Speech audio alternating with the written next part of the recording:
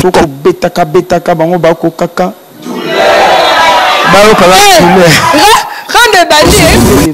Déjà ça se fait pas. Mais avec Dieu, tout ça est en. Tout est possible à celui qui croit. Amen. Donc, si vous avez un Nzambe, vous reculez devant. Si vous avez un Nzambe, vous gagnez la maille, vous gagnez la nzete qui couille. Ceux qui vont comme tombola Satan, les Nzambe, et taliban na masumu na bango. Ils ont na récit, bango batchenganga. Bango mugoya ko récit, mutu wana ochakanga. Mugoya ko récit. A permettre de se benga penga. Satan est puissant. Mais Dieu, il est le tout puissant. Amen. Mesdames et messieurs, très heureux de savoir, après nombreuses branchez vos postes téléviseurs pour suivre la vôtre Evelyne Camo Lopez, Maman Lopang et Lombe Scorlo. Alors ce dimanche, nous allons passer des très beaux moments en compagnie de mes invités parce que j'en ai deux. Donc, ils vont vous donner le plaisir tout à l'heure. Mais entre-temps, mesdames et messieurs, un grand merci à vous, fidèles téléspectateurs, qui m'appellent à chaque fois que je suis absente. Hein. Tel que le dimanche dernier, j'étais absente. Il y a beaucoup de personnes qui m'ont appelé. Camo Lopez, qu'est-ce qui se passe? Pourquoi tu n'as pas présenté l'émission? On a vu que la rediffusion. Eh, Tom de Bagazara. On est je sais pas quoi, on dirait moi en abango. Quand même merci, des fois ça me fait plaisir de vous lire quand vous me blâmez. Pourquoi est-ce que tu n'as pas présenté l'émission? Qu'est-ce qui se passe? Ben, j'étais souffrante, j'avais mal au dos. Quand j'avais reçu maman la reine, mon amga là, j'avais même parlé de ça. Donc j'avais très mal au dos en tout cas after Brazzaville parce qu'on revenait d'une conférence de presse à Brazzaville. Je n'arrivais pas vraiment à m'asseoir, hein, à être assise telle que je suis là. Donc j'avais trop mal en tout cas. Excusez-moi, hein, excusez-moi en tout cas parce que je sais que le dimanche dernier je vous avais manqué, mais ce dimanche nous allons remonter la pression jusqu'à l'infini, à un tel niveau que vous ne pouvez pas imaginer. Je vais vous donner la chaleur, le plaisir, le sourire, le rire, un peu d'agressivité. Merci infiniment en tout cas à tous les papas qui m'aiment beaucoup. Merci à mes mamans chéries. Merci à mes copines. Merci à mes petites sœurs. Merci aux beaux gosses. Merci à tous les hommes de Dieu, particulièrement à mon pasteur, à mon père spirituel, à mon apôtre, l'apôtre Léopold Mutombo. Merci infiniment à tous les prisonniers. Merci infiniment à tous les Mbila, à tous les militaires au corps. Merci infiniment à tous les motards. Bana moto, je vous aime beaucoup en tout cas. Merci infiniment à tous ceux-là qui me portent dans leur cœur. Moi aussi, je vous aime beaucoup et je ferai toujours de mon mieux pour vous donner le meilleur à travers ma prestation, à travers mon habillement, à travers ma coiffure, à travers mon intérieur. Merci infiniment. Alors, mesdames et messieurs, permettez-moi de remercier toute la grande équipe technique qui ne cesse de battre un travail de titan, qui est sûr que vous puissiez avoir des belles images dans vos maisons, dans vos bureaux, partout là où vous vous retrouvez, question que vous puissiez avoir du bon son. Ce n'est pas grâce à moi, moi je suis juste assise, j'ai préparé ma tête pour vous donner le meilleur. Mais si vous avez des belles images, dites un grand merci à Alix Missa, le licencié.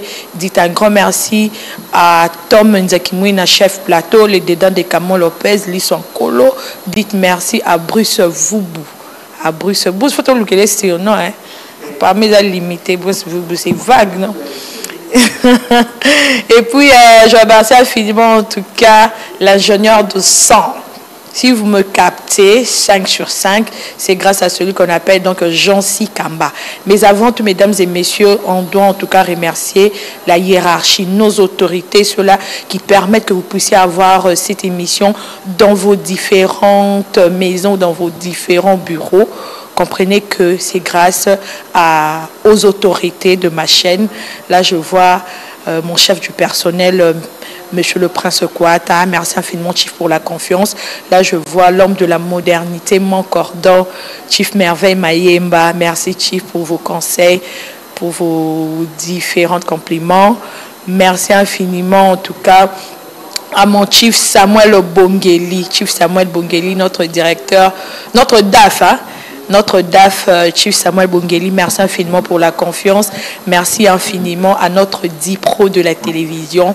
On l'appelle donc Chief Elder Junior Tsenga. Merci infiniment à notre DIPRO de la radio. On l'appelle donc Chief Dido Makwe Malempereur. Merci infiniment à mes chefs pour la confiance et pour vos différents conseils et pour vos blâmes, pour vos différentes remarques. Ça me va trop au cœur.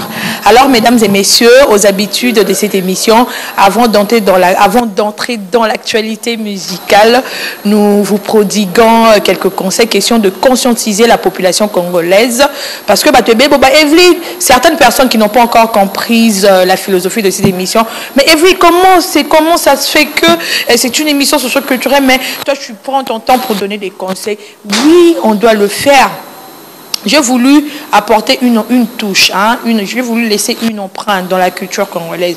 Parce que j'avais fait un constat, plus les dimanches que les gens sont à la maison, et puis les gens aiment plus la culture. Un plus les théâtres, un plus la musique. C'est pour ça que j'avais profité de cette occasion pour conscientiser un peu la population congolaise. Parce que depuis un certain temps, les musiciens congolais, regarde, je vous love, mais ils n'édifient plus. Sauf même les textes de musiciens congolais, depuis un certain temps, on a plus de sanité, on a plus que prôner anti-valeur. Et on a comme non, moi je suis une éducatrice des masses. Parce qu'à l'IFASIC, on nous a appris... avant de former, dans l'éthique journalistique, c'est de former, d'informer, de divertir.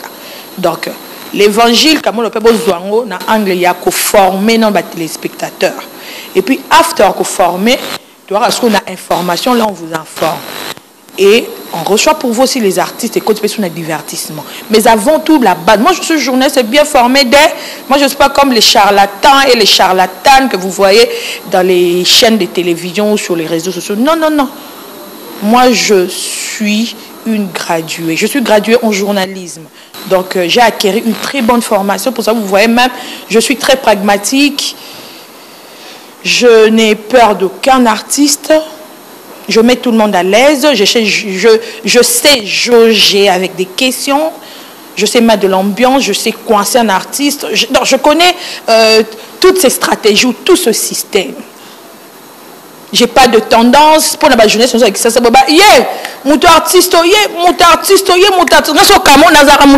que je me dis, je suis une professionnelle. Professionnelle, quoi, dans la tendance, surtout en tout cas, c'est qu'il n'a pas mal. Donc, tellement que je suis une professionnelle, on a une tendance, je soutiens tous les artistes musiciens, même la téléphone sur le talibou. Musiciens qu'on les goûte, la ligne, musiciens qu'on a une la téléphone, mon race au bête, par exemple, écoute, on a un mouton, musicien, mon bossu, sur mes miens, na moutoukano, Tony, ah bah, il faut la mouton, donc, musicien et congolais, la téléphone, on a les raté. Nous avons une musique étrangère.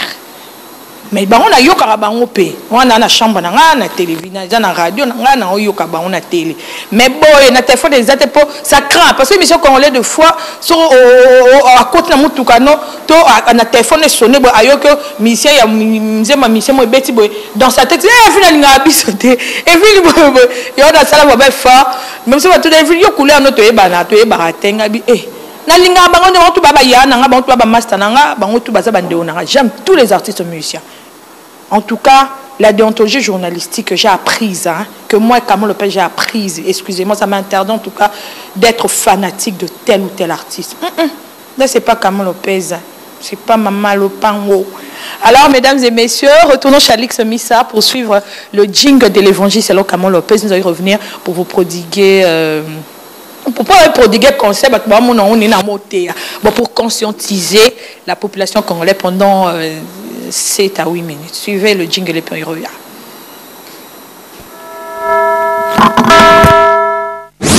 Évangile selon Kamon Lopez. Évangile selon Kamon Lopez. Voilà, mesdames et messieurs, c'était le jingle de l'évangile selon Kamon Lopez. Donc, ce dimanche, nous allons parler encore une fois des motards, parce que le dimanche dernier, tout le monde a dit que parents ne matarabana na ba moto. Mais le plus spécial ba la moto. Ba moto nous Kamon Lopez, on est là, on a les ba la moto, mais quand même, Tony, quand même, to kufa kufate, bino bo kufa kufate. Biso pas tomata moto peut to kufa kufate parce que ce total peut bien bino ba jeune, biso to ba jeune, biso to to luka pe ba vie ba mère ba bota biso na ba pe na ba bana na ba palais ba to ba mata ba moto na bino na ba pe na ba bana ba da ba responsable donc to lingi bino bo boma ba tuté to li pe bino bo kufate parce que ce le lo tamo na bo pito. En tout cas ndeko. Tout tamo na bo pito. Moto et sale ba dégâts belé. Il y a un chef à motard, chef ya bana moto en tout cas lelo, il faut to sola non na bino bano na biso moto parce que bino mo be beaucoup fana trop. Tu réfléchis, bana moto be besoin kufa trop, besoin ba dégâts to pourtant bobo chemin c'est pas mais sujet mon na le blanc ka bana moto 3 mois ba comme en tout cas merci pour na ningo fortifier biso pour na courage de peut être même na moto malgré ba master na ba c'est quand mais j'en suis fier parce que na zanga à $10 te na zanga 1000 francs te na zanga ya lia te na zanga melate oui na CP là qui beaucoup milanga bana moto nga bino mingi parce que bo faciliter transport na ville province à Kinshasa o ezaki difficile transport na Kinshasa ezaki pas mais quand même bana moto et pour ce qu'ils sont na ba motard par peut-être ba tout comprendre donc to ben na la moto ba wewa tirer wewa pasteur da muda tirer biso to ba la moto pour na faciliter la compréhension pour ba papa moto bazar ba koko moto boza mais l'autre le blanc bana moto to changa bana moto pour biso ça moi moto c'est bon pour biso peut to mata moto nena sola na bino bandeko pour to ya kokufa eleki bino monon ba kumbi moto bozo kufa ebele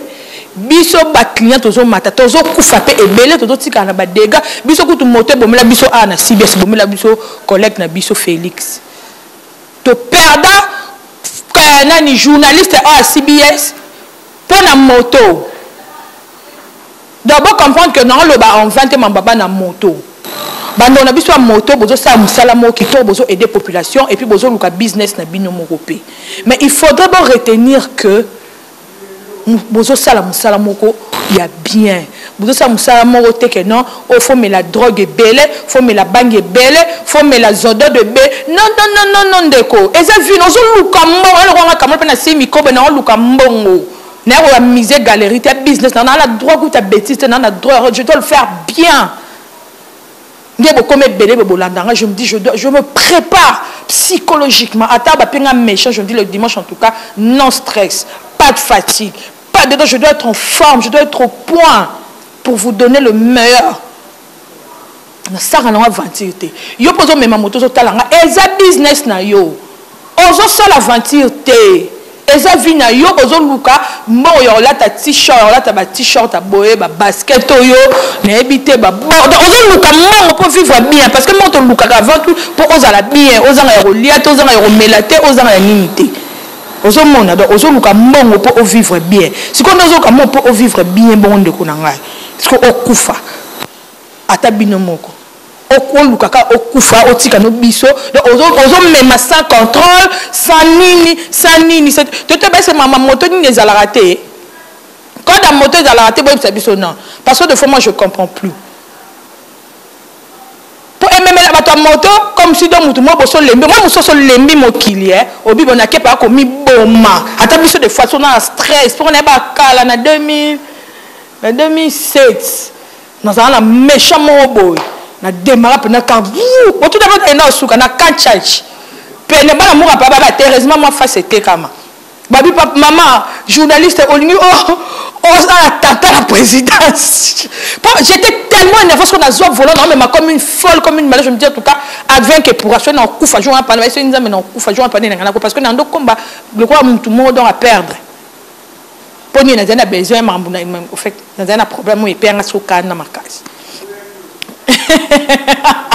Non, même pas. Alex, oui, ça. En tout cas, j'adore mon équipe. J'adore Alex, j'adore Bruce, j'adore Jancy, j'adore Blaise Samba, j'adore Tom Zakimwena. Je travaille avec eux, au fait. Des fois, ils me soufflent des histoires, ils me disent des histoires. Des fois, qui me fait marrer, excusez-moi. En tout cas, la moto, bon, j'ai ma disposition.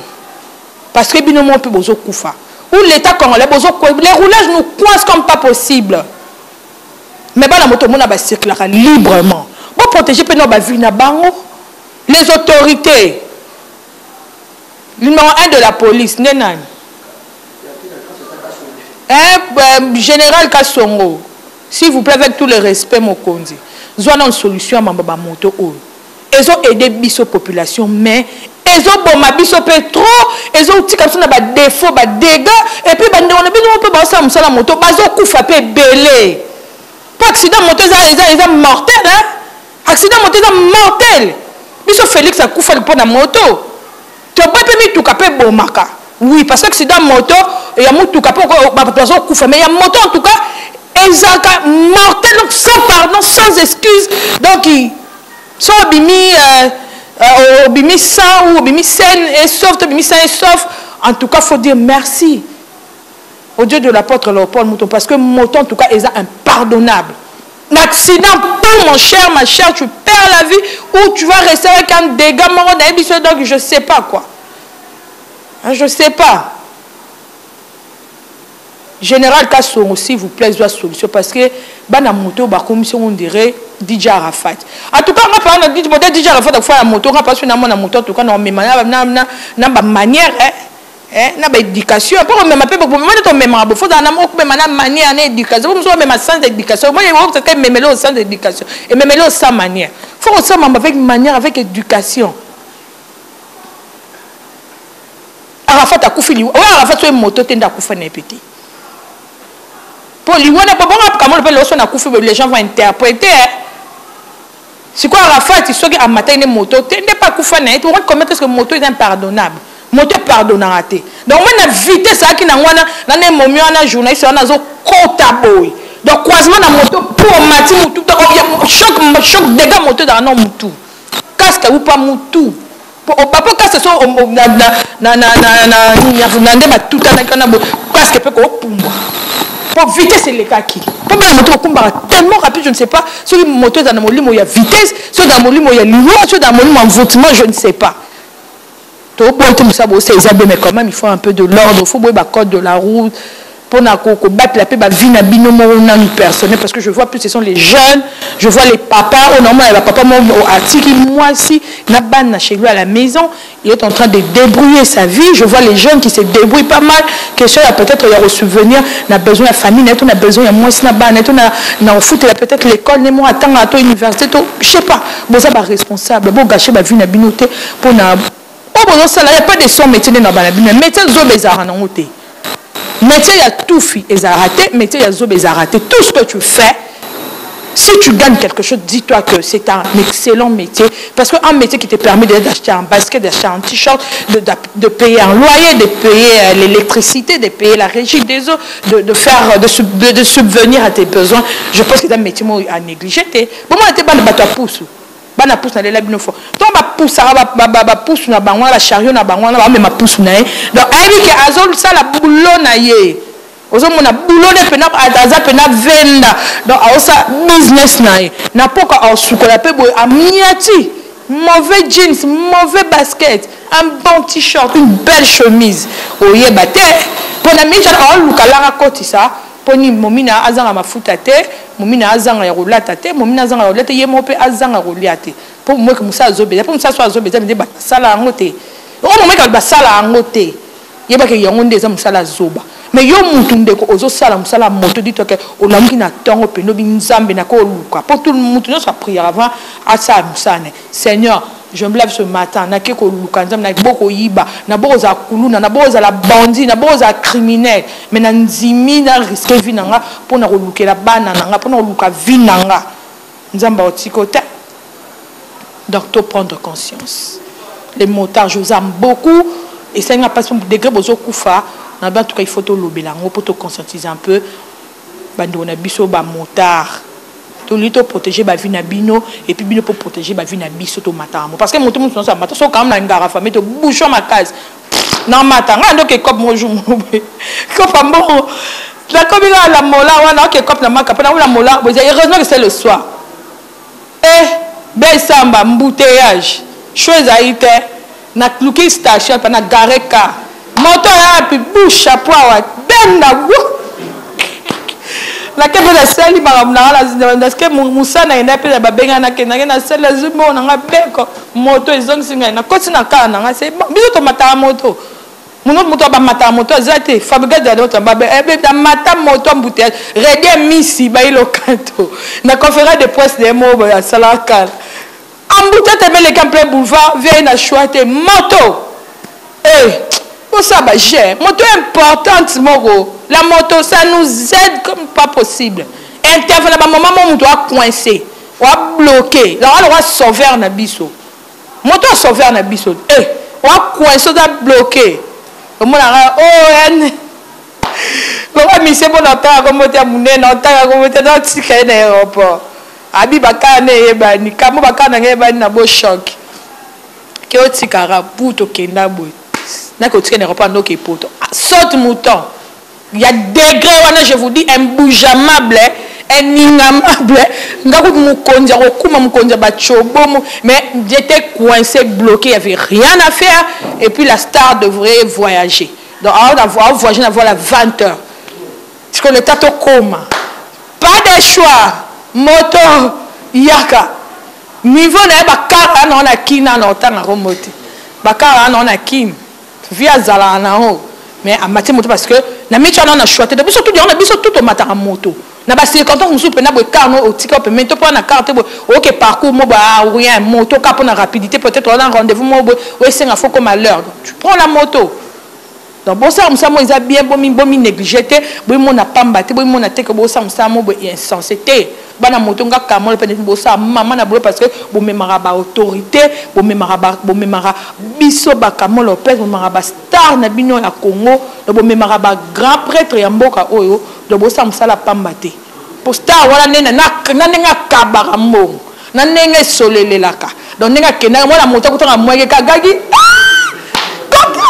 avec chaud balé kaba motana so adamu kia so ta 50 posta wana bi niveau sola donc on va ça dans moi la moto ta mona ganga bi yes besoin de moto besoin aider biso to matara bino to matara moto na bino donc bon mi mona te bo ça msala zo baté bo protéger ba vie na bino mono bana moto bo mi linga nanu ya te era boulot che ba o met ba drink non dringue after boulot. Moi, si on vide boulot, pareil, nous sommes encouragés pour bok na binoté bascol, balcol, na mira alcool. Non, parce que ça n'a pas moutouté, au milieu de tes avis, non. Mais dringue, si on dringue after boulot, moi, si on peut nous vider boulot, puis na bo fandi d'état, nous matins ma colle. Bon, si quoi, mamwe bandi, le bin non Julian. Si quoi, mamwe bandi. Juliano c'est quoi on est bouni after boulot ce que bandi so on mi bon manasa drink de comme bon mais en plein boulot boya drink lia dans on a lu ka vina nga fona chela on mayele ne bakino to lubaka il faut na chela on pena donc il na habité quoi donc les qui c'est là on pena mayele salon so les années l'essentiel que non et pesaka o ko pesa. Voilà, mesdames et messieurs, c'était l'évangile selon Kamol Lopez. Alors, retournons chez Alix Missa pour glorifier le Dieu de l'apôtre Léopold Mutombo à travers une très belle chanson chrétienne qu'Alix Missa nous propose. Je suis sûr et certain que c'est la chanson de la sœur de la Barbarita, non? De la sœur Jaël du ciel. Hein, je sais pas, Alex, on peut juste un très bon son chrétien, question de dire merci au Dieu de l'apôtre Léopold Mutombo qui nous a protégés du lundi au dimanche. Il y a certaines personnes qui ont connu la mort, qui ont connu des sérieux problèmes, mais moi et toi, en tout cas, nous sommes en bonne mine grâce à ce Dieu-là qui est si merveilleux. Alors, mesdames et messieurs, glorifions le Dieu de l'apôtre Léopold Mutombo à travers une très belle chanson chrétienne qu'Alex Missa nous propose, et puis il revient pour la continuité de cette émission.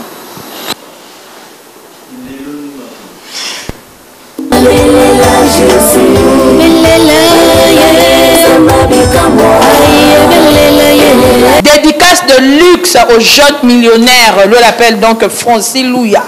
Francis Louya, le jeune millionnaire, dédicace en tout cas des luxe. Dédicace de luxe à toi Francis Louya, le jeune millionnaire. Merci infiniment en tout cas. Alors mesdames et messieurs, ça concerne les news. Nous commençons avec l'artiste Tony Ambrosio, les descendants de King Kester et Menea, qui nous fait savoir que la soirée eau potable, ça sera le samedi 9 novembre 2019 au 22 rue Honoré Oursel, 94 270 Villeneuve, le roi dernière, la gare Vélineuse, Saint-Georges. Nous sommes donc en France. Donc l'artiste, les descendants de King Kester et Menea, alors l'appelle donc Tony Ambrosio, qui depuis un certain temps vient de larguer en tout cas un très bon son qui s'intitule Eau potable. Ils ont battre record, ils ont battre ma vie comme pas possible dans les réseaux sociaux. En tout cas, à inviter na potonio dans la France, dans la Belgique, parce que monsieur là dans le monde entier, grâce il y a TNT Notoza, grâce à CBS nous émettre partout dans le monde, mais aussi grâce à la chaîne YouTube Nanga Evelyne Kamolo TV Boza et Belé Bolanda Ngai. En tout cas, aux dans le monde entier, surtout au niveau Europe, en tout cas le samedi 9 novembre 2019, Binono Sobo Kende au 22 rue Honoré Oursel, 94 270 Villeneuve-le-Roi, derrière la gare des Villeneuve na Saint-Georges. De boya oyoka musique qui nkese à samsa qui toko do article la biso descendant na kombo ya Tony Ambrose ya Eau potable et ont multiplié ba vie na réseaux sociaux puis bana monde entier ba congolais ba accepter yango bazo féliciter parce que Tony Ambrose les descendants de King Kester mené à Azui couronne à récupérer couronne. Il y a le King Kester mené à Tikela qui habite comme le peuple bana qui bana monde entier qui a récupéré en donc ngamro descendant yo na bandi siko makambo. En tout cas chapeau bas à toi Tony Ambrosio, les descendants de King Kester mené à ce journée en France Calator Kinshasa pour la promotion il y a Eau potable. Mesdames et messieurs, je vous convie en tout cas à vous abonner massivement sur sa chaîne YouTube. Bon s'abonner et belé na chaîne YouTube na ye. Et puis nini télécharger, voilà, télécharger en tout cas massivement ce son Eau potable car l'artiste c'est vraiment exprimé, il a donné le meilleur. Cette chanson est irréprochable sur le plan artistique, bon consommant parce que l'artiste, il y a bien parmi les faux, il y a aussi des vrais qui continuent toujours à battre un travail de titan tel que les descendants de King Kester et mené à Tony Ambrosio. Alors mesdames et messieurs, je vous convie à suivre son son. Probablement, je vais vous commentaire à kilo pour comparer sur le cocaïne nzembo au bozo tout à l'heure parce que Eau potable l'artiste a donné le meilleur à travers l'orchestration, à travers la voix, à travers les pas de danse. En tout cas, chapeau bas à mon pote, à mon frère Tony Ambrosio. Et puis, Balobi, ce son, je suis certaine que ça ferait énormément plaisir à celui qu'on appelle donc Bic Rouge, Patrick Lutumba. Patrick Lutumba, Bic Rouge, je te dédie ce morceau. Patrick Lutumba, Bic Rouge depuis la France. Balobi, S11 plus baby. Patrick Lutumba. Bic Rouge depuis la France, je dédie ce morceau et puis je dédie ce morceau lobby à la grande dame de Luxembourg, ma grande soeur chérie, elle l'appelle donc Amanda la Duchesse, je la dédie à Amanda la Duchesse, beauté fatale. Beauté fatale. Julia. Voilà, en tout cas, merci infiniment à toi, Giuliano. Lobby Amanda la Duchesse, beauté fatale, que je suis depuis Luxembourg. Merci, grande soeur chérie. Et merci infiniment, en tout cas, lobby à mon grand frère. Là, l'appelle donc l'incomparable, l'homme des œuvres, des affaires, Mikoui, l'incomparable, l'homme des connexions, dit. Des œuvres, des affaires, Mikoui. Merci, grand frère, pour le soutien. Merci infiniment à mon grand frère. Lui, donc, c'est de moi, quoi. Odilon, mon pour exemple, à suivre mon grand frère que j'aime beaucoup. J'aime mes grands frères pour qu'ils voulaient interpréter. Non, Kingo, Congolais, ma casse une interprétation. Odilon, mon pour exemple, à suivre, c'est mon grand frère. L'incomparable, l'homme des affaires, c'est aussi mon grand frère. Donc, pas d'interprétation. Et puis, un bon retour à notre Jika, Virginie Manganga. Après l'Allemagne, quand elle est revenue, et puis on a fait un tour sur Brazzaville pour un point de presse. Mais elle revenait en tout cas de l'Allemagne. En tout cas, notre Jika, Mokonza, mère Virginie Manganga, Zikisa Bangodi. Na souhaité qu'on boire et tout, on a profité, je me suis rattrapée au fait. Bon retour à toi, Zikisa Bango, Mokonza, mère Virginie Manganga, d'antenne, ma grande soeur, ma copine que j'aime beaucoup. Zikisa Bangodi, Jika, ça c'est qu'à 10 jours en Allemagne. Voilà, mesdames et messieurs, retournons chez Alix Semis à poursuivre le new son Eau potable de Tony Ambrosio, il revient. Fabrice Sosa de la Nation, Yoka Lomoko Eder Ntimba, Ido Omokoko, Barabos, Kololo de Suisse. Rien à dire, on vient de suivre ce bon son, le but de Tony Ambrosio, Eau potable, Makamzo, mon bal élégant, bel homme, ventre plat. En tout cas, soutien à toi, Tony Ambrose, mon frère. Donc, je te soutiens parce que tu as réalisé en tout cas un très bon son. Et puis, vu la qualité en tout cas du clip, chapeau bas à toi, tu es vraiment un soldat. Et moi, je te soutiens parce que tu as battu un travail de titan. Messieurs, c'est l'heure à laquelle de recevoir le principal de ce dimanche. Comprenez que ce dimanche, Option des Stars, un plaisir de recevoir pour vous le full boss, l'homme du moment. Hein, l'homme du monde, l'homme qui bat le record à travers ses sons, l'homme qui a chanté Vanité des Vanités, l'homme qui a chanté Vanité. Moi, j'adore Vanité, l'homme qui a chanté Compliqué, l'homme qui a chanté Mon choix, l'homme qui a chanté aussi Mon ex. Ah, une belle ex, nao. Simba non, c'est Tom. Je suis au cabane ex, nao, au boulet.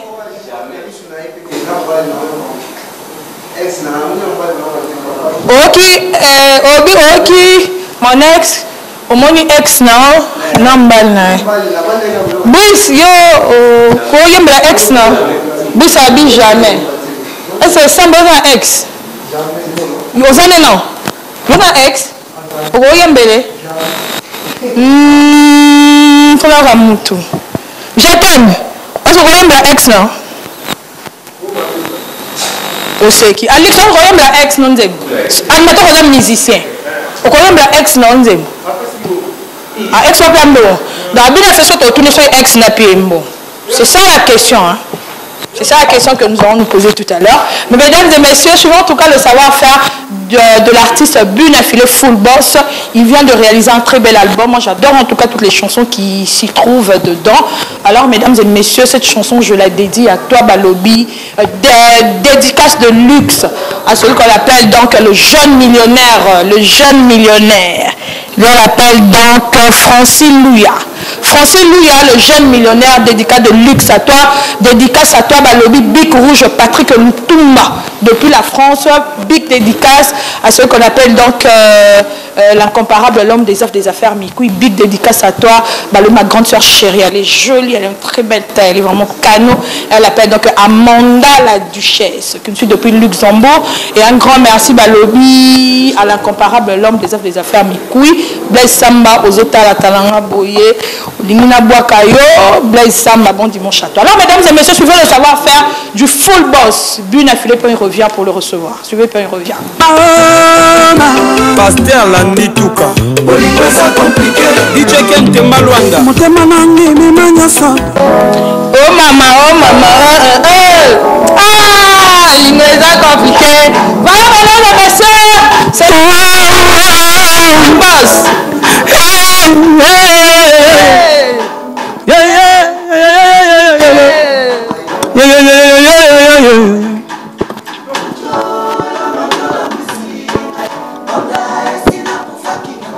Angaya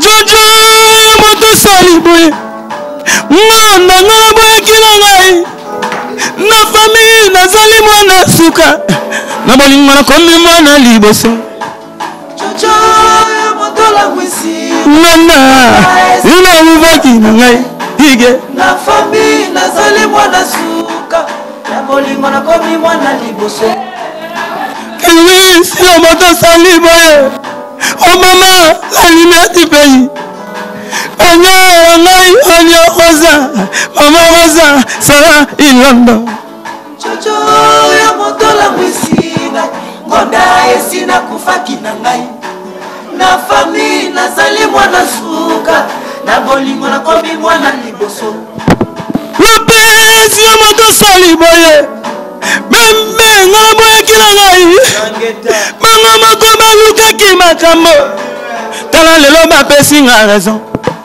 Jojo ya moto la mwisina Nonda Imene nakufaki na ngai Na famille nazali mwana suka Kitoko Bolingo na komi mwana liboso Tango biso toko salaka mizika bien Bango bako kaka Bayoka douleur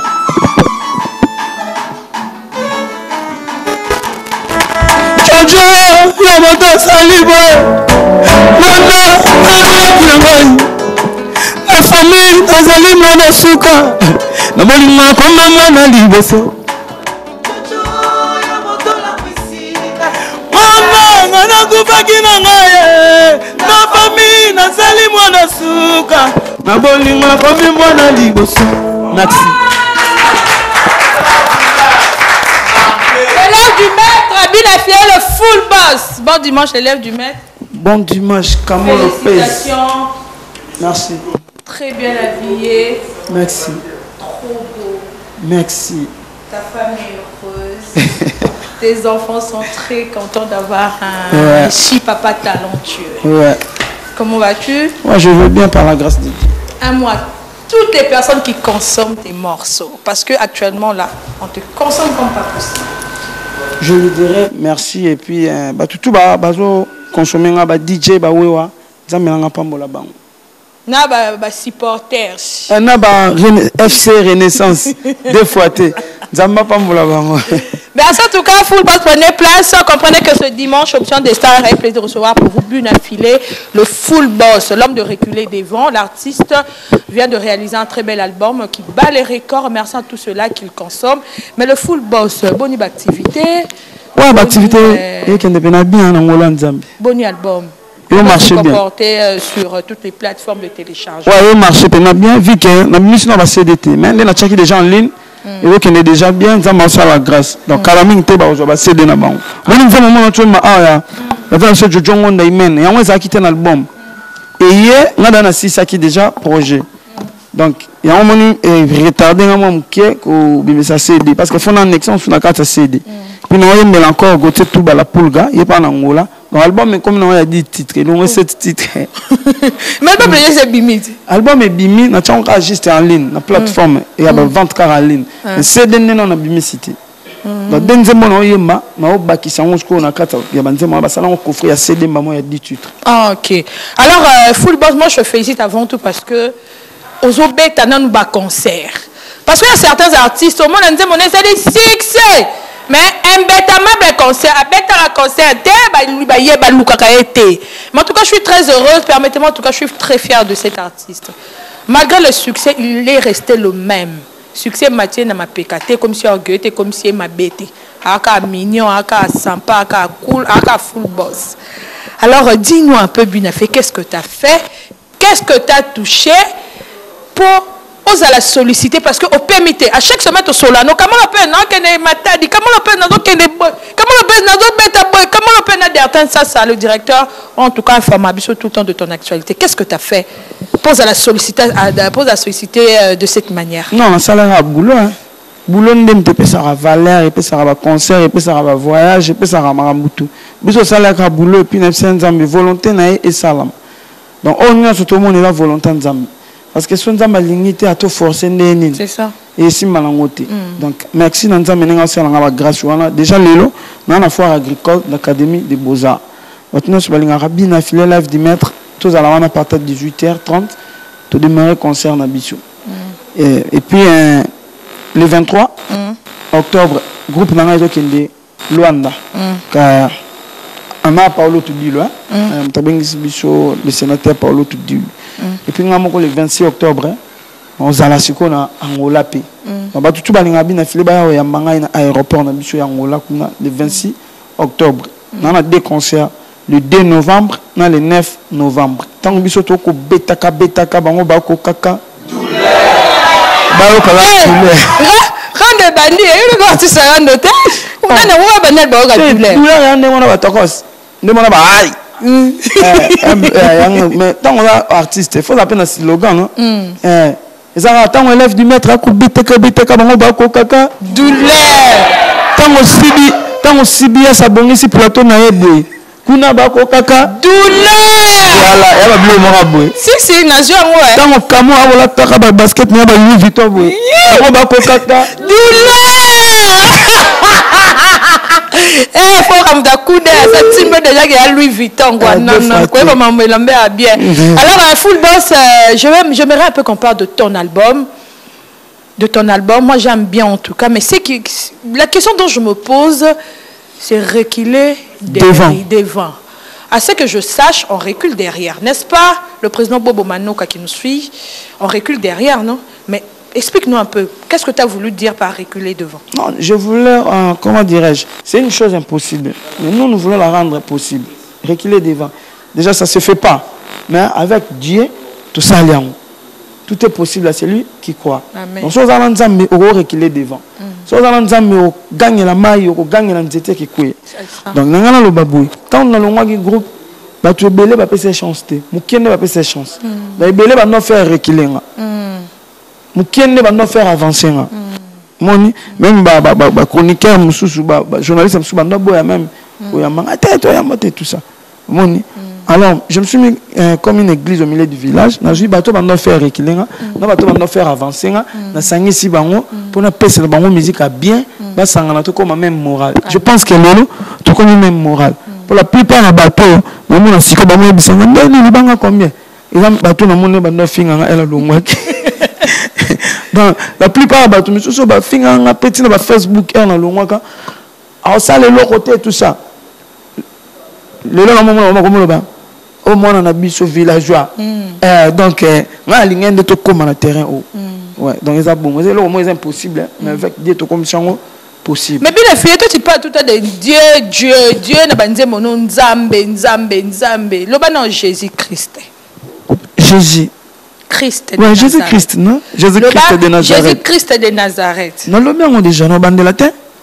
Oh Jésus-Christ de Nazareth. Amen. Mais bien filé à te voir pour en arracher hier moi na banga pété bisimba sima bien fait na zui bouteille on a kei full boss na banga raté mais réputation il y a qui si bonganga que les gens ne te croient pas parce que ici en RDC on te traite d'un féticheur d'un marabout ba succès ba œuvre na ba goûter que non musikate dans des abazanganga okolo bani na bato bazo boulelo que succès zo sa musique zo beteza ya mukie mais succès zo sa les ya kisi qu'est-ce que tu peux leur dire ngana lo bana bango ceux qui ba komo tombola satan ko le kanzambi etali bango na masumu na bango comment va besoin nzambe boko monsieur incapable satan boko monsieur capable de tout amen etali bango na makamu na bango mais ba yebake bango pe ba place ba na ba domaine na bango nyoso ba lukaka récite so ngande na récit bango ba tshenganga bongo mukoya ko récit mutu wana zo tshaka nganga mukoya pa récit a permettre biso to benge penganga est-ce que c'est non non biso to nzambe satan est puissant mais Dieu il est le tout puissant amen tu vois c'est biso to nzambe est tout puissant biso to na ngambuya tout puissant amen tango biso to ko kumisa nzambe bato na kisi ba ko kaka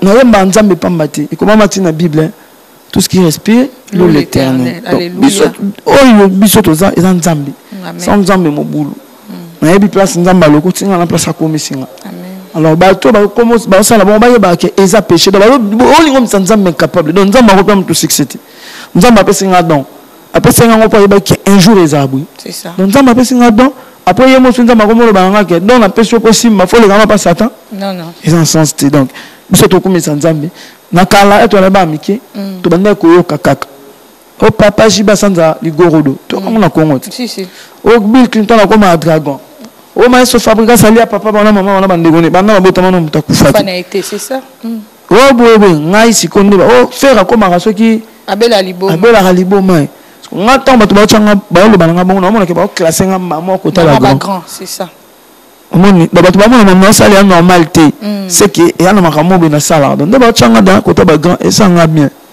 Mais Full Boss, comment est-ce que vous gérez succès vu ton âge parce que en le regardant il n'est pas vieux hein.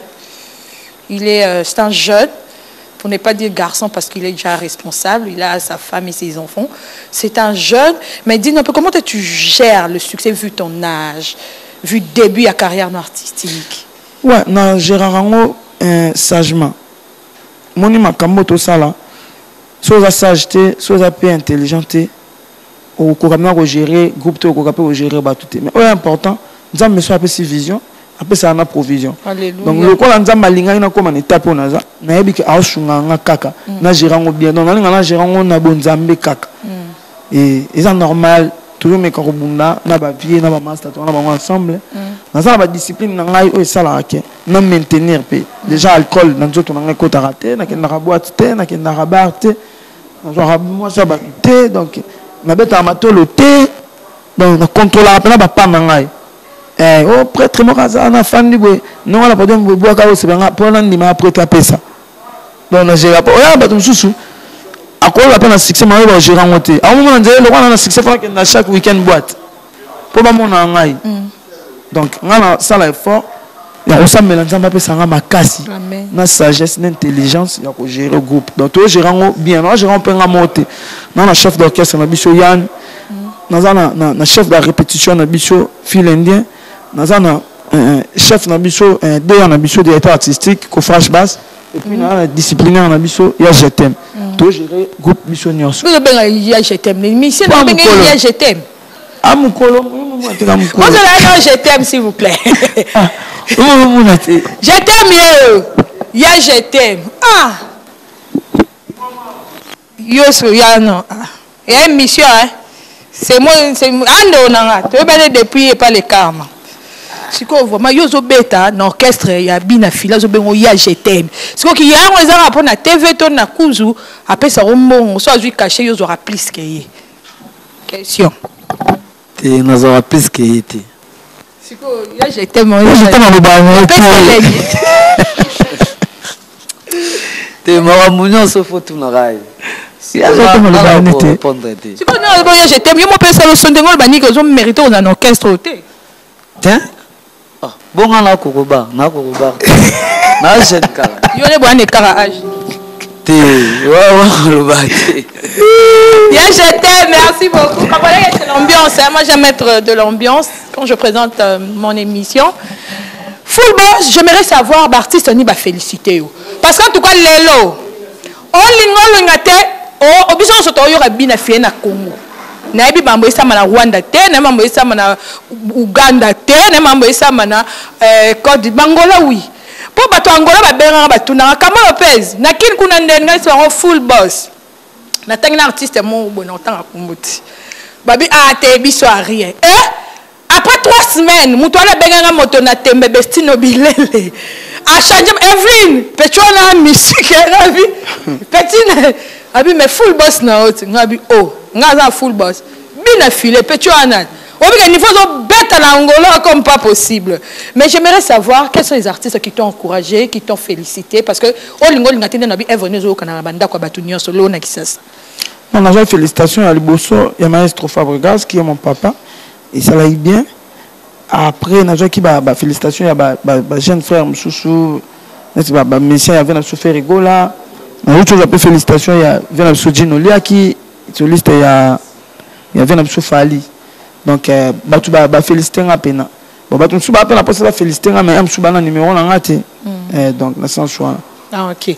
Alors parlons de cet album reculé devant, j'aimerais que tu me proposes cette fois-ci une chanson qui s'intitule Mon ex, dont tu n'as pas encore réalisé le clip, dont tu n'as pas encore clippé. Cette chanson, je suis certaine que ça ferait énormément plaisir à mon coach privé personnel, mon coach Yves Kipembe. Coach Yves Kipembe, coach Clovis Kwerekwa, coach Cédric Makanzu, le grand Jérôme Olivier Lamvoka. C'est pour vous.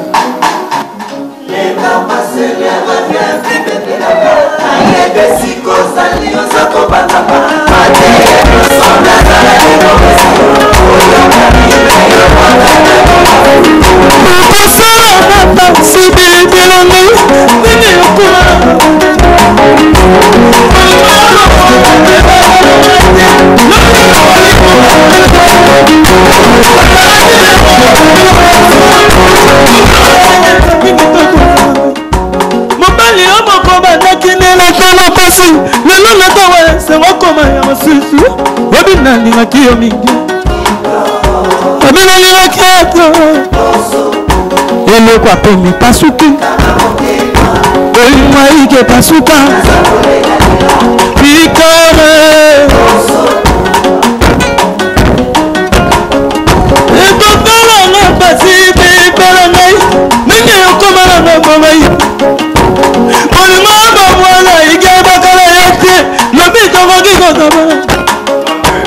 obinalingaki yo mingi obinalingaki ato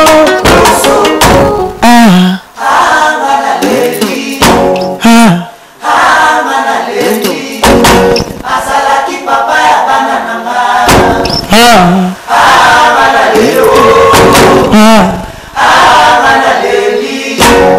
asalaki mama ya bana nanga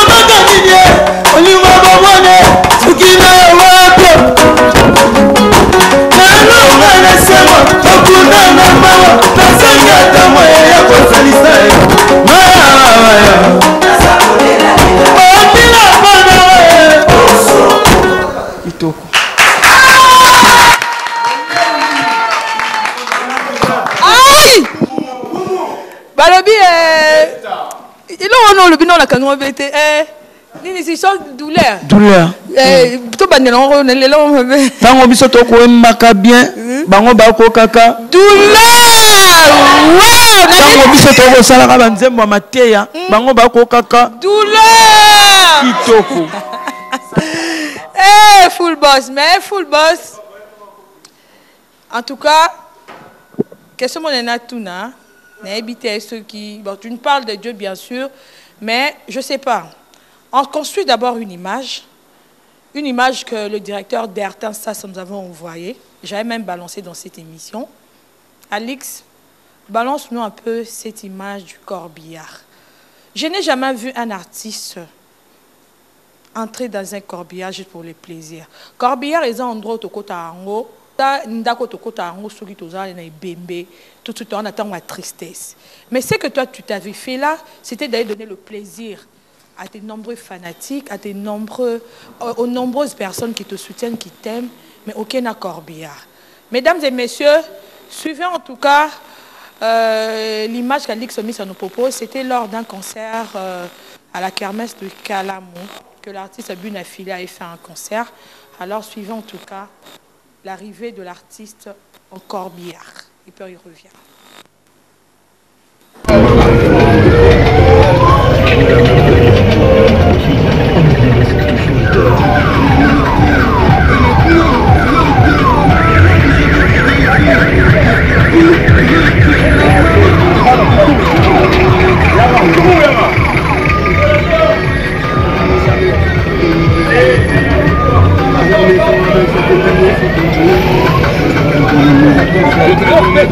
Ma people.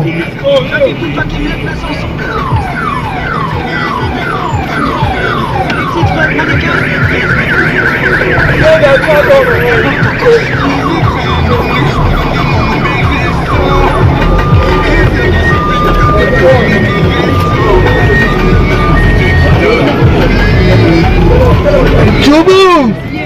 Oh, ça fait pas Tchoubou.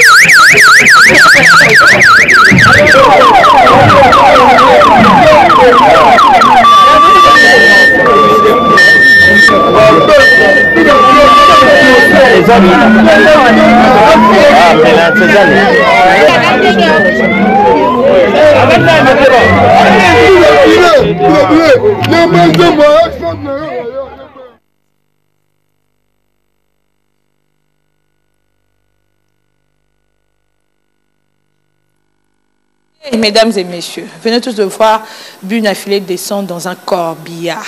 C'était lors de sa prestation à la kermesse de Bondalungwa.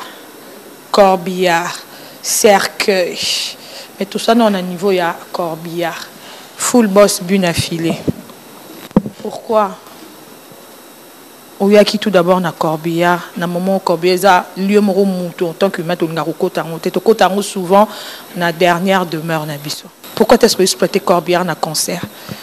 Corbillard est à carnanga. Il y a voiture d'être, voiture on est sorti. voiture monsieur va passer comme Land Cruiser monsieur va passer comme Toyota va passer comme Corbia il y en a ba frein ndenge moko ba mine ndenge moko ba contact ya on peut côté à carburant donc c'est le jour en fait ba car na tout na ngo to bossa na ki jour à traiter les cas qui to ça va traiter parce que faire un concert na bi oh na rappelle na Corbia na ngai na bengi chauffeur na Corbia ya na Corbia le nom qui na la Corbia les aki ils sous côté sur na sala po basi nga mbongo te pour combien ba concert tout na beta aussi ça ba yanki ba pesa mbongo na bibo so ba moni karo tout ba senga te et puis que concert wana la ki mystique concert ici si mon concert ici li obi ma maman ba tike lonzela donc leka na yo leka mais les ala la stratégie donc elle a deuxième fois na beta concert na place wana concert à l'émission na beta wana mis ça désordre parce que tant na beta deuxième concert avant toi beta on ba tout d'abord comme loba on est ça là le lobby na pile toi ya to beta ba mission na to ko beta ye boy na biba na la Corbia so ba mo Corbia ba mo na somo nga mo na kina Corbia ba mo ni somo ba senga mbongo te jouango ba mo star leka ça la stratégie pour ba on va beta biso to kina Corbia c'est comme maye wala boyezo uta wapi ça va bon nzambe te mutu azana nzambe apesa ma mutu mayele sagesse ba maîtrise tout ça. Bunafila, avant la chanson Vanité de Vanité, j'aimerais savoir, toutes ces chansons sont écrites par toi ou bien tu as eu à travailler quelque part au lait Carnezala? Du début jusqu'à la fin. Mais tu t'es inspiré en quoi, tel que la chanson Mon Choix, ce sont des réalités vécues par toi-même l'artiste ou bien Carnezala? Tu t'es inspiré par le CG Yves? Non, tu t'inspires à Kakana Nature. Maman Zolé Kanamokili. Auto Mona. Sosa Maëlle ou ça, Banzembe, ça n'a texte bien. Donc là, banana botama non na emelo ka mututi. Banana botama. On avocat la mututi. Na manzema mututi. Na yemba ya ngai. Donc ça a fait parler. Oui. Comme banzema na trop bien tant net nzema wa mwana baba. Nzema bongo. Banzema na ça la succès pas maté. Ils a vraiment na maluba. O za ke so mutu ayo kanga moni ka te mutu a travailler ki azo ki temps ya komanzema. Et bon style on a style oh maman oh ba style ba bo. Qui binophilisme. Ah? Qui binophilisme. Qui ngai qui binophilisme. Maintenant qui a créé ce son? Ngamogot. Ah bon? Oh. Ngamogot. Binophilisme. Goût. To me gana lo mo. To me compliqué. Filendie, Yann Guillet. To me nom nan to beta on a concert. Ah. To les gars quoi? Pour le plaisir de voir mon coach Yves Kipembe, mon coach privé personnel.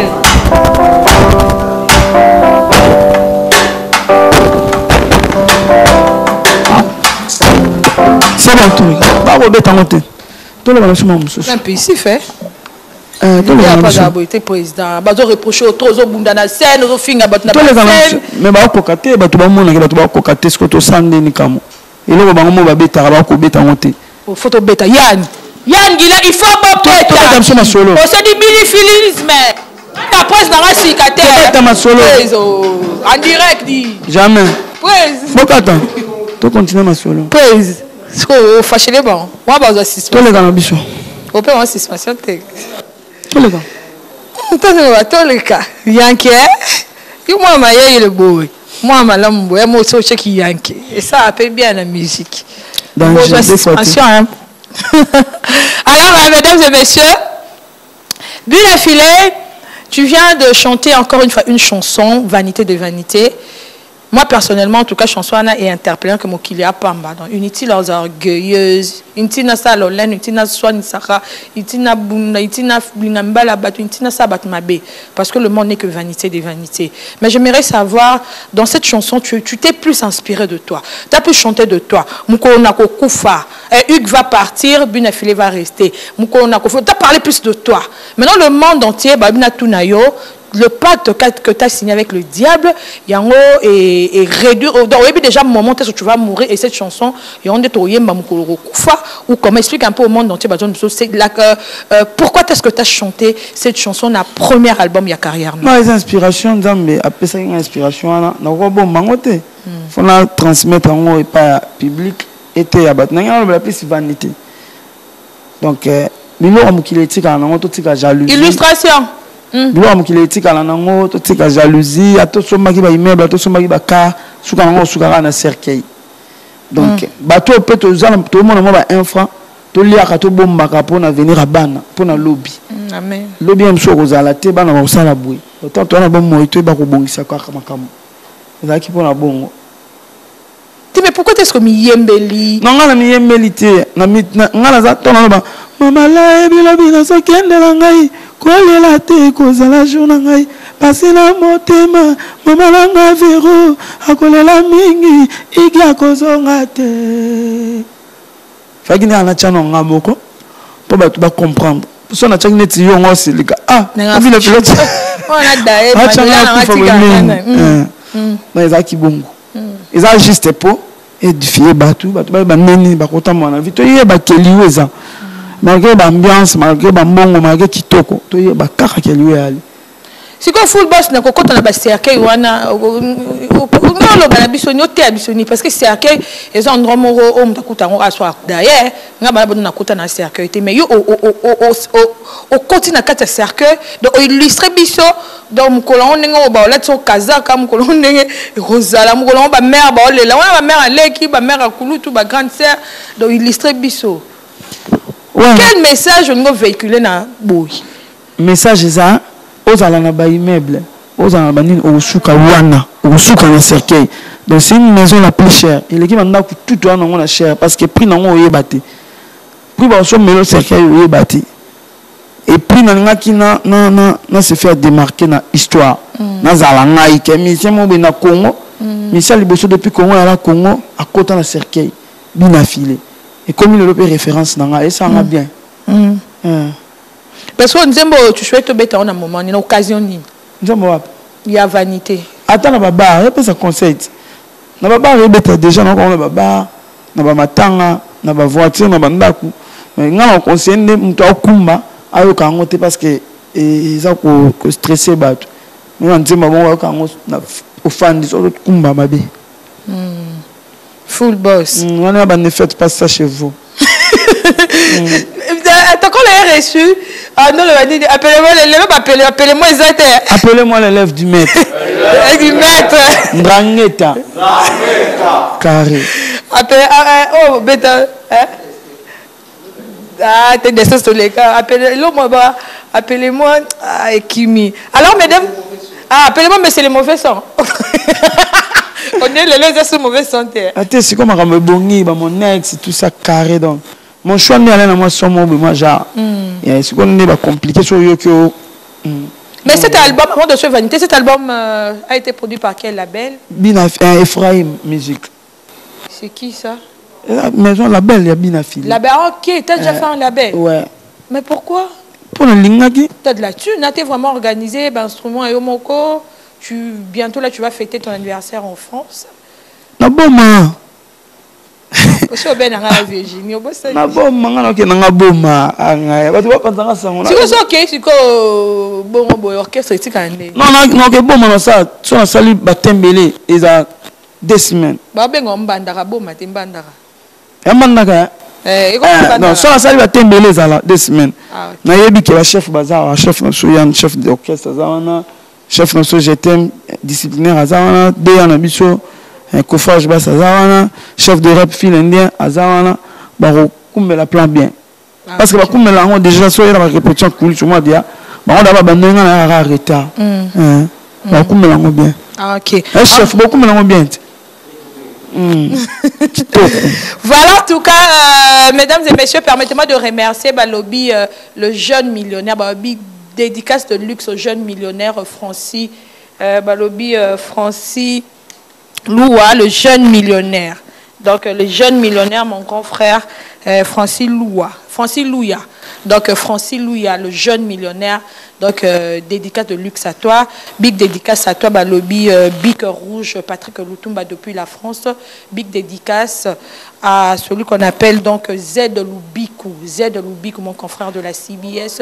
Big dédicace à mon frère, à mon frérot, à mon chéri, à mon ami que j'aime beaucoup, DJ Abdoul Walumpum pour dessin Nima Koufarate. Et un grand merci à toi, Balobi, l'incomparable, l'homme des affaires Mikoui. Et un grand merci à Georges Batois. Merci infiniment au président Bobo Manouka de Les Étoiles. Alors, mesdames et messieurs, retournons chez Alix Missa pour suivre une très belle chanson, Vanité, qui a été composée par l'artiste qui est juste à côté de moi, Bunafile Full Boss. Suivez, puis il revient.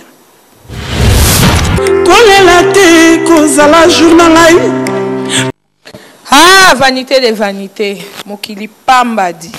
Alors, merci infiniment à la salle de sport Epidei Center qui est située sur l'avenue Lusambo numéro 11 à la commune de Kitambo Vélodrome. Donc, pour toutes les personnes qui veulent avoir un ventre plat, qui veulent avoir un corps raffermi, qui veulent avoir un corps de rêve, rendez-vous bien sur la salle de sport Epidei Center.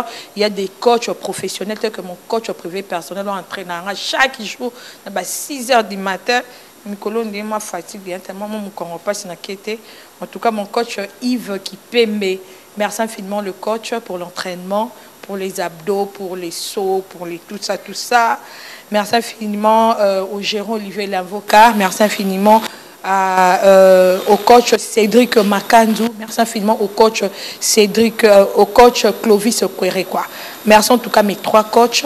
Coach Cédric Makanzou, merci à mon coach Clovis Kwerekwa et puis merci infiniment à mon coach privé personnel, coach Yves Kipembe. Merci infiniment pour les entraînements. Alors, DJ Abdoul Walumpumpu, salut Annie Moulumba, G2, droit ULK, conseillère, il y a DJ Abdoul. Donc, DJ Abdoul, salue sa conseillère Annie Moulumba, G2, droit ULK. Et moi aussi, je te salue, DJ Abdoul Walumpumpu, mon ami, mon frérot, mon chéri, mon tout. Quoi. Je l'aime beaucoup. Alors, DJ C. Léo, patron, Christelle Howard à Simbanda depuis Kimbanseke, Maître Charlie à Simbanda de la part de Tom Zakimouina. Je répète encore, DJ Céléo patron, Christelle Howard à Simbanda depuis Kimbanseke et puis Maître Charlie à Simbanda. Alors, Blaise Samba salut, Merveille Massala. Alors, Full Boss, na début un clip à 20 tout le monde a moitié monde a kanga face boiseau bêta. Parlons de quoi exprimer ni. Ah, bah que lui Angela passe.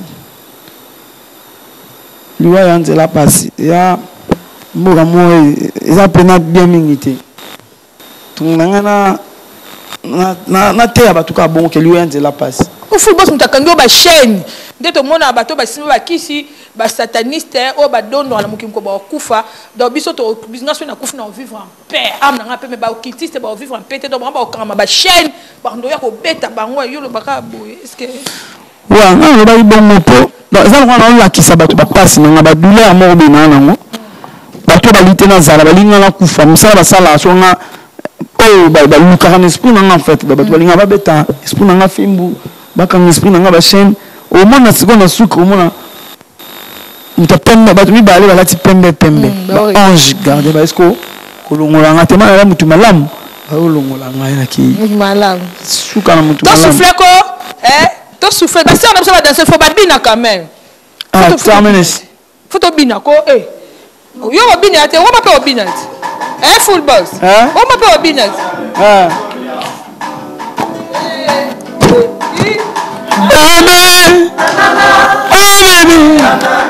Baby, tu me manques. Hangaya.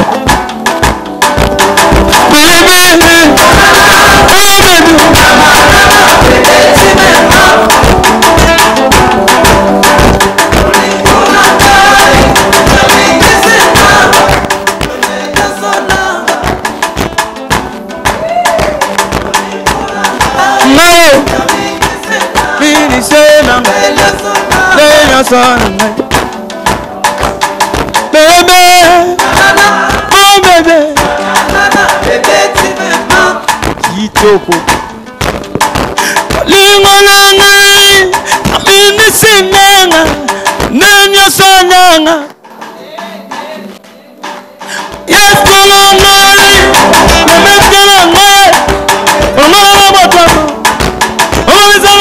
esengo olela nanga omama yango esengo ole maître le maître oh maestro allez papa tu me manques allez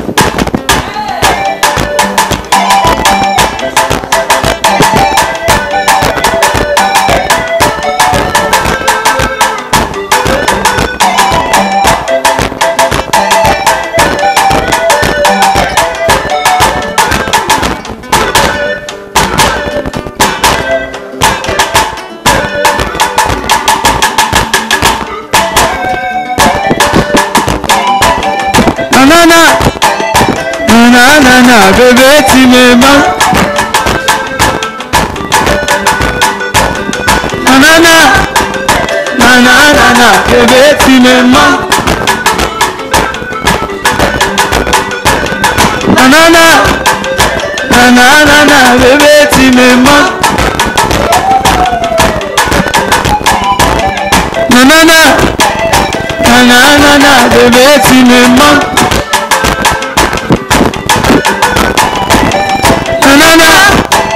Nanana, bébé, tu me manques. Nanana, nanana, bébé, tu me manques. Kitoko.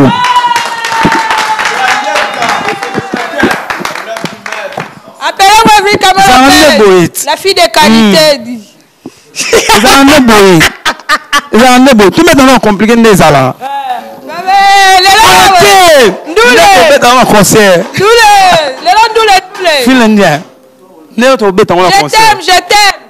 Je t'aime. Lopez. Kitoko. Yango.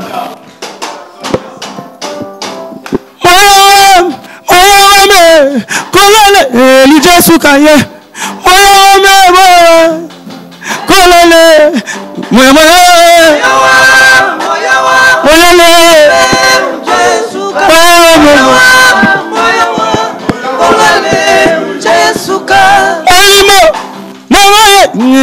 Komisa akolo Yesu molimo olanga komisa molimo ige nangai akolo Yesu nangai komisa masia Nzambe nanga ye otiko igete mama moko nguna bango moko bakoloba lobukolo apio tokotala soki Nzambe ye akosu mokolo liyeke kopana miswa kitele noire kolonga mokolo linye lokola venge oya monaki bato lokola bandeke mabe salelanga na mona malamwe musique oh ya yo ye oh ya yo ay mame mi mama bebe mama yengaye oh mama mi oh mame Olive ça compliqué mutema lange memaniasa malamu na mabe lelo memi kilo estomala nyali anyasa misuni na ndunda lelo nyelongo bolingo atomoni igaleli nzela kopia bilei te mutema lange etonda kala bo bilei ya motema ngai eza Fabrice seka na ngai maoma Olive ça compliqué Ondo mosusu kanisaki aza bayer ya motema na yo nzoka azali locataire ozokanisaki azali locataire ya motema na yo nzoka yende bayer oh mama mami oh mame bolingo eza compliqué allez tode mame mi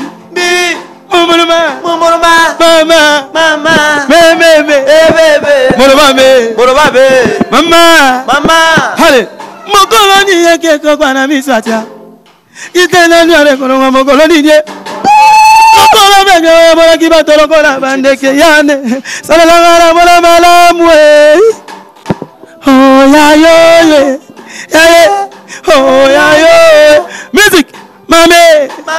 Mi. Moumouluma. Mama. Bébé.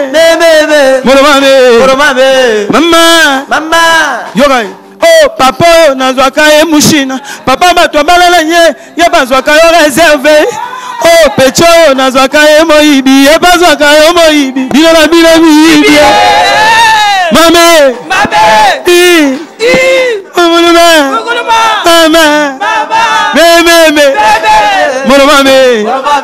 mama mama we chikicha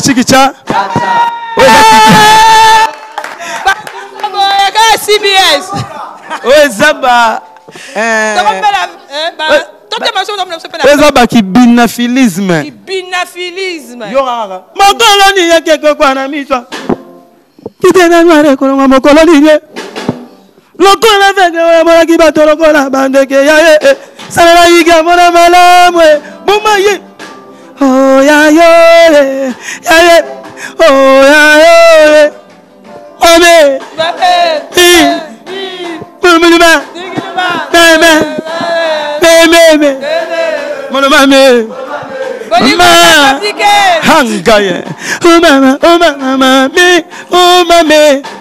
C'est compliqué. En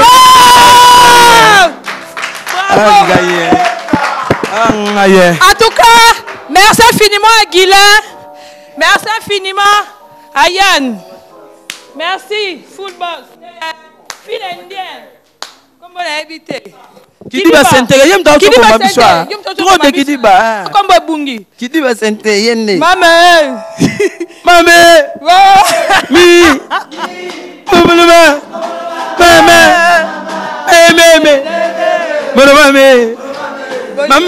Maman. Eh, chikicha. Na comprendre, vous voulez capter. Le bassin est capté.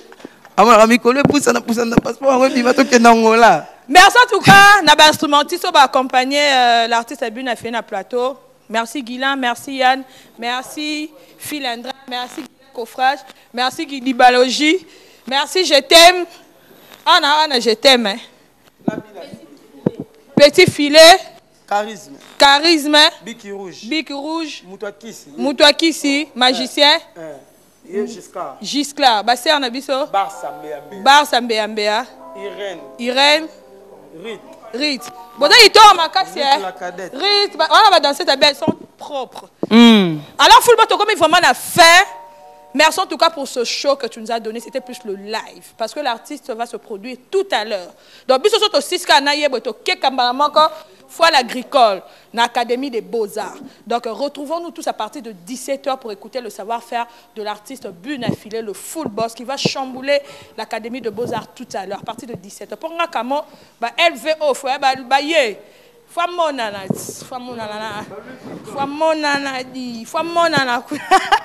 Alix Sangataba. C'est juste pour amuser la galerie. Hein. Alors, Full Boss, donne-nous ton programme parce que comme on a fait émission, qu'il est là, hein, 2019 quoi. Des fois, t'es merci la bataille sur Batali Bisso. Ma personne mbotena, bana tout ya matete qui tient sous lemba, bana minute ya limité na résidence na pesi bango mbote belé. Et puis, merci à Roi de Play, à un villageois, puis Archinéance, le villageois, on est ensemble. Et l'élo, dès que tu as foire agricole, tout va y avoir, tout va musique bien. Et puis les 4, tous en concert, Béni le visionnaire sur Sayo, tout bêta Chouchouana. Je suis Arnaud Ambilom, c'est mon cœur, mon CGI Vinci Loulou, directeur Sassa, directeur GR Sambi Le Saint, et John Nico, chauffeur conscient, et Toubi, général Tangofor, chauffeur sincère, et puis Shadak Tsakala, chauffeur patron, Yannick Kongolo, Chombo Pomba Fashion, Matete Bomoko, Blanchard Dela et Patou Bilel. Sans oublier Adropen Zaou et les bébés des papas, Ephraim et Miradi, les bébés exceptionnels du monde. Ephraim, moi je connais plus Ephraim. Ephraim et Miradi. Ephraim et Miradi. Ma bébé vous fait des gros bisous. Ephraim et Miradi, tu fait des gros bisous. Moi je tiens à remercier en tout cas toute la délégation qui t'a accompagné. Merci. Je vois Arnaud Wambi. Arnaud Wambi. L'homme c'est l'homme au cœur. Arnaud Wambi, l'homme c'est le cœur. Son cœur, hein, pas le mien. Alors, merci infiniment à notre CG, Yves Siloulou, Mbouyoulou, Siloulou, Yves Siloulou, Mbouyoulou. En tout cas, merci infiniment à notre CG Yves Siloulou. Merci infiniment, en tout cas, à toute la grande équipe technique qui a battu un travail de titan. Merci infiniment à toutes les personnes qui nous ont regardé avec beaucoup d'amour et beaucoup de passion. Suivez cette émission en rediffusion le mercredi à partir de 13h juste. Et je tiens à remercier Lix Missa. Merci infiniment pour le boulot. Merci infiniment à Tatom Zaki Mwena. La petite propre. Samba. Maobi Mabazol, en direct de Chine. Samba. Merci en tout cas. Kito. Go.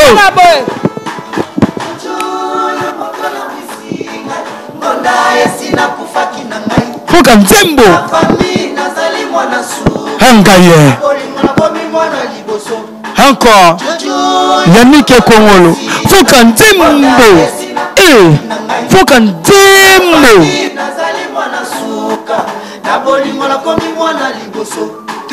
Jojo Yamokola Mesa. Ngana boyakina ngai. Bango moko balukaki makambo. Tala le lobo ki nepesi nga raison. Jojo Yamokola Mesa. Ngana nakubaki na ngai. Na famille. Hangaye. Foka Nzembo. Yoka. Iris Yamoto Saliboye.